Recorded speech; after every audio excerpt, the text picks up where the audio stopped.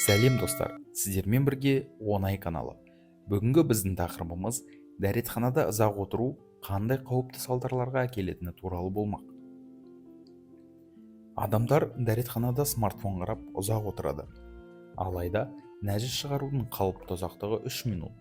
Одан ұзақ отыру денсаулыққа қатысты проблемалар тудырады.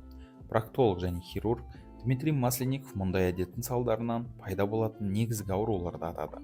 Бұл әдет жиі ерлер арасында байқалады.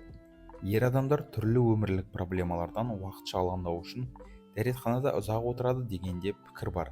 Олар бұл жерді жалғыз қалуға болатын орын ретінде қабылдауы, сондай-ақ тыныштықта смартфон арқылы шаруаларын жасауы мүмкін.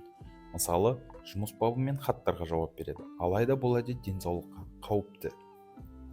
Дәретханада ұзақ отырудың негізгі қаупі геморройдың пайда болуы. Жиі және ұзақ күшену геморроидальды тінге қанның құйылуын арттырады. Қан айналым бұзылған кезде қан осы жерде тұрып қалады. Ал геморроидальды түйіншіктер біртіндеп арта береді. Жағдай қаншалықты жиі және ұзақ қайталанса, геморрой соншалықты жылдам дамиды. Кей адамдарда дәретханада күшенбей жай отырса бола ма деген сұрақ туындайды, алайда бұл мүмкін емес нәрсе. Дәретханаға барғанда автоматты түрде күшену пайда болады. Бұл әдетті бақылау мүмкін емес. Адам өз жұмысын жасап, смартфонға алаңдап ары қарай дәретханада отыра берсе де, ол автоматты түрде күшене береді деп түсіндіреді дәрігер. Ал кіші жамбаста қанның тұрып қалуы ерлерде эрекцияның бұзылуына әкелуі мүмкін және қуық асты безінде қабыну процестерін басталу қаупін арттырады.